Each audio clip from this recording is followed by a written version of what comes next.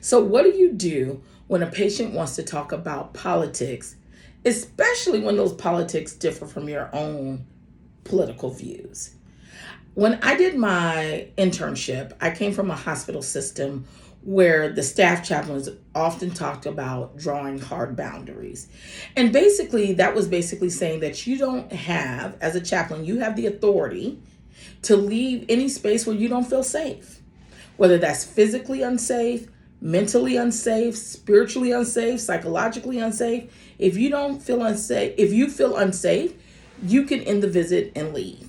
So when I went out to start my career as a chaplain, I kind of had that in the back of my mind because I saw it happen too many times. I saw chaplains who basically said this person was homophobic. I didn't like what they were talking about. This person is a Trump supporter. I don't support that, so I ended the visit. It's a little bit different when you're going into someone else's home, though, right?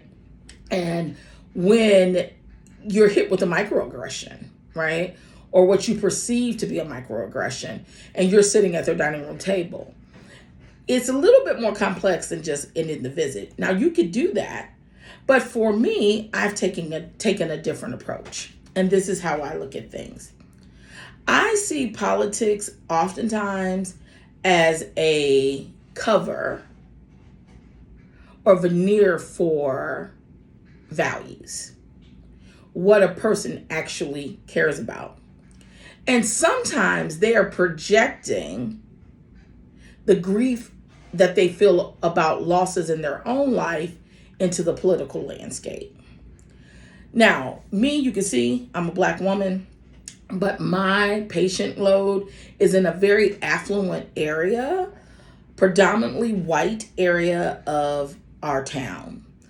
And so I have had one Black family the entire time that I've been a chaplain.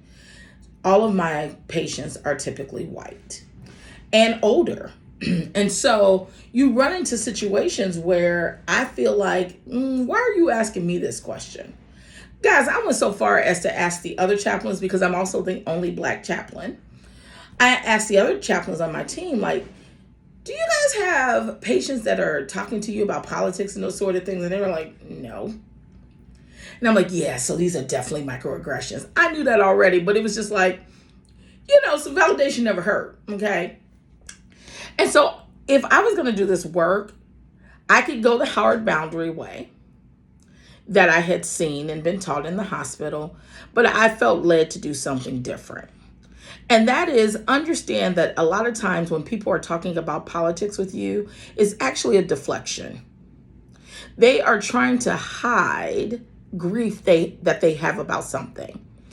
And that grief can point to what they really value. And yeah, there are going to be some bigots, and that's a whole nother thing. And thank God I haven't run into that. But I have run into what I would consider microaggressions. And so what I do is, and they start talking about things. As a matter of fact, I was in someone's home the day that Charlie Kirk was killed.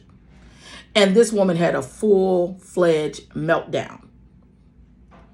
I was able to console her and ask her, why? Obviously, this is terrible. But we see people killed all the time. Sadly, this is the world we lived in. Why is this so strong for you? What is this bringing up for you? Because you don't know Charlie Kirk from a hole in a bucket. What is this bringing up for you? And we were able to have a conversation around her loss and what she feels she's losing and the things she's felt she's lost. And it was all around grief. So we were able to talk about the things that chaplains are trained to talk about, which is grieving, loss, sadness, depression, all of those things that you have been trained for.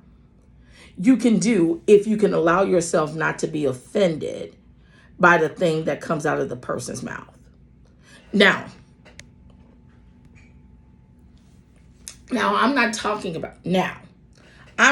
about letting somebody disrespect you. Like, I'm not going to let you call me no racial slurs. I'm not going to let you spit in my face. You ain't doing none of that. But you just disagreeing with me on something political, that's not enough for me to draw a hard boundary. It don't matter whether I like Trump or dislike Trump. It don't matter. The fact is, you want to talk about this. And the question is, do I have enough maturity to navigate that conversation? And for me, I'm not saying this has to be for you, so I shouldn't say maturity. I'm just going to say tolerance. Can you tolerate it to get to the real issue? Can you use reflective listening, your summaries, your open-ended questions? Can you do that to get to the heart of what is really bothering that person? Because I learned very quickly that if I'm going to do this work in the territory that I'm assigned, you're going to have to come up with some ways to keep yourself safe, but also meet that person where they're at. And sometimes where people are at are very different places than where you would want them to be. But at the end of the day, the first rule of chaplaincy is it's not about you.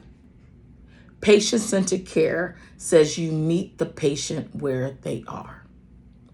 And you might be surprised where that conversation will go, and the impact that you can have, and the confessions, and the opportunity to right some misconceptions. All those things the Lord could open a door for. But I think you got to have some patience and use your chaplain skills. I know some people aren't going to agree. As always, my name is Leslie. I am taking you on the journey of becoming a chaplain. I'm creating the videos that I wish were available to me when I started this journey a couple years ago. All right, friends, comment below, like, share, do all the things. And until next time, grace and peace.